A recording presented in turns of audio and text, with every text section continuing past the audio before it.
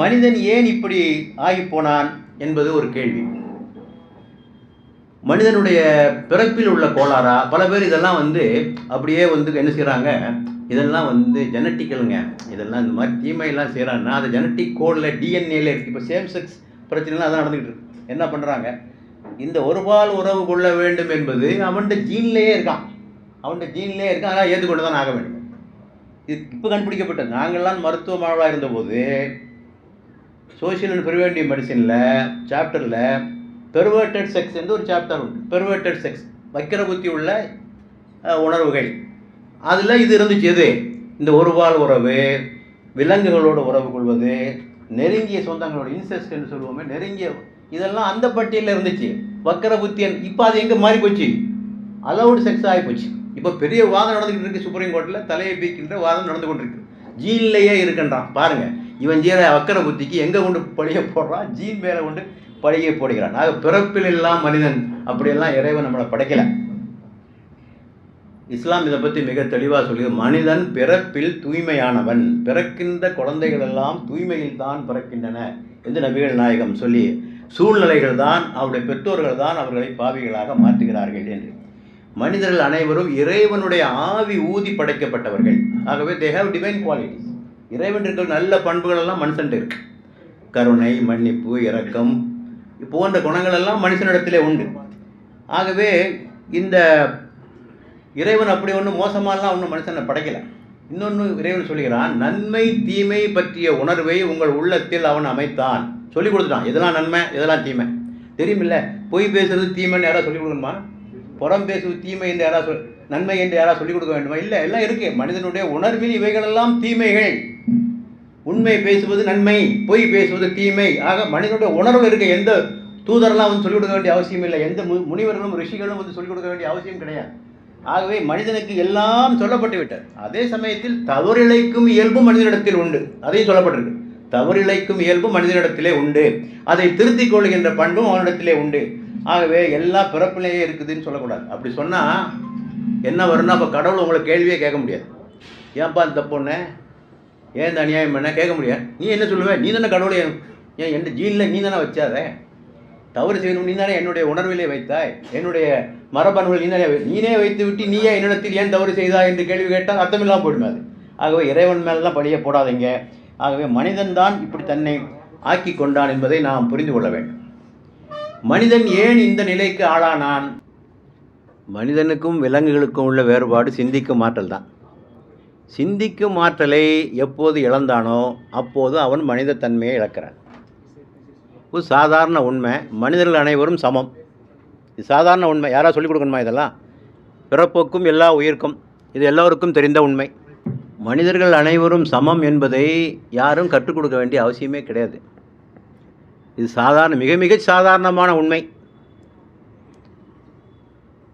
ஆனால் இதை கற்றுக் கொடுப்பதற்கு பெரிய பெரிய ஞானிகளெல்லாம் பிறக்க வேண்டியிருக்கிறது, பெரிய பெரிய சீர்திருத்தவாதிகளெல்லாம் பிறக்க வேண்டியிருக்கு.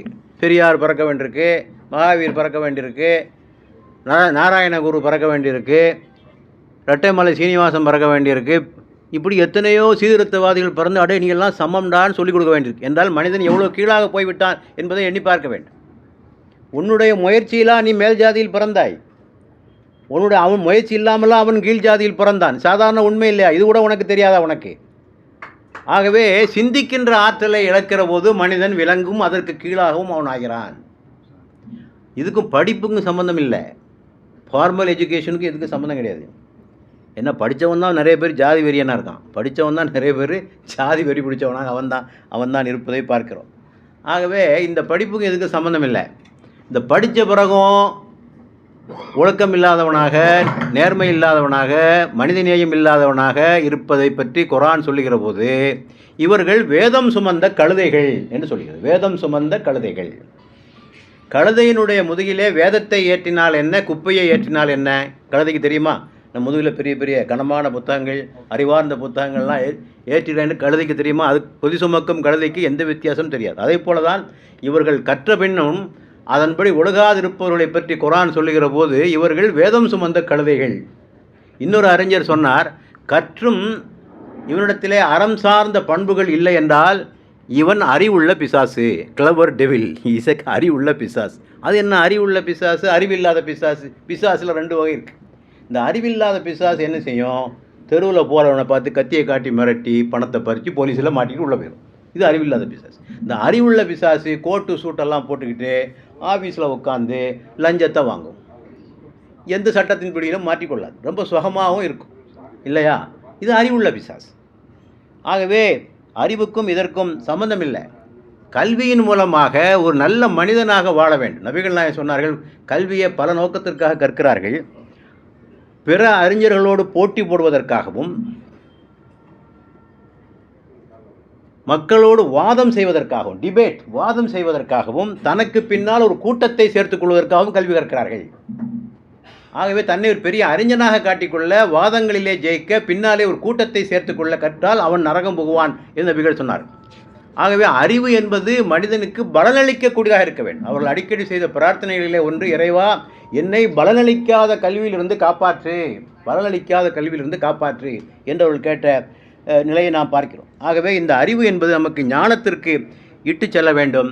அறிவு என்பது வெறும் தகவல்களை சேகரிப்பதல்ல. அறிவு என்பது அது கம்ப்யூட்டர் நம்மளும் நல்லா செய்யும், கூகுள் நம்மளும் நல்லா செய்யும். அதுக்கு நாம் பெரிய மனுஷனாக இருக்க வேண்டிய அவசியமெல்லாம் ஒன்றும் கிடையாது. கூகுள் ஐயாட்ட கேட்டால் உலகத்தில் எல்லா தகவல் அவர்கிட்ட உண்டா? எல்லா தகவலும் தருவார் அவர். ஆகவே தகவல்கள் நிறைய தெரிந்திருப்பதனால் ஒருவன் பெரிய அறிஞன் என்று அவன் ஆகிவிட முடியாது. ஆகவே தான் குர்ஆன் சொல்கிறது, இவர்களுக்கு உள்ளம் உண்டு ஆனால் சிந்திக்க மாட்டார்கள், இவர்களுக்கு கண்கள் உண்டு ஆனால் பார்க்க மாட்டார்கள், இவர்களுக்கு செவிகள் உண்டு ஆனால் கேட்க மாட்டார்கள், இவர்கள் விலங்குகளுக்கு ஒப்பாவர், இன்னும் விலங்குகளை விட இழிந்தவர்கள். ஆக மனிதன் மனிதத்தன்மை இழப்பதற்கான முதல் காரணம் சிந்திக்கின்ற ஆற்றலை இழப்பதுதான். 2வது உலகத்தின் மீது கொண்ட மோகம். உலகத்தினுடைய எல்லா இன்பங்களையும் தூய்க்க வேண்டும். கட்டுப்பாடற்ற ஆசை, பேராசை, பெண்ணாசை, மண்ணாசை, பொன்னாசை, இந்த ஆசைகளுக்கு ஆட்படுகின்ற போது அவனுடைய வாழ்க்கை கட்டுப்பாடு இல்லாமல் போய்விடுகிறது. எப்படி தெருவிலே போகிற போது மிக வேகமாக ஸ்பீடாக ஓட்டுகிற போது அடிக்கடி பேப்பரில் வருதில்லை, கட்டுப்பாட்டை இழந்தான், மரத்தில் போய் மோதினான், 5 பேர் பலி இல்லையா? ஆக இந்த கட்டுப்பாடற்ற ஒரு வேகம் இருக்கிறதே, அது வாழ்க்கைக்கு மிக மோசமான ஒரு நிலை. ஆகவே இவர்களை பொறுத்தவரையில் காசை தான் கடவுள், காசு தான் கடவுள், வேறு ஒரு கடவுளும் கிடையாது உலகத்தில். காசு கிடைக்கணும், அதை தவிர வேறு எந்த நிலையும் அவர்களுக்கு கிடையாது. எதை பற்றியும் கவலைப்படாமல் எனக்கு வர வேண்டிய காசை வச்சிரு சார், வச்சிரு. நீங்கள் பல ஆஃபீஸர்களை பார்க்கலாம், அது எல்லா மதத்திலும் இருக்க, நல்லா தாடி வச்சுருப்பாங்க, துப்பி வச்சுருப்பாங்க, கோயிலுக்கு போகிறதுக்கு மாலையை போட்டுக்குருவாங்க, சபரிமலைக்கு ஆனால் வாங்குற லஞ்சத்தை ஒழுங்காக வாங்கிட்டு இருப்பான், ஒரு குறையும் வைக்க மாட்டான், அங்கேயும் குறை வைக்க மாட்டான், இங்கேயும் குறை வைக்க மாட்டான். இவனை என்ன சொல்வது?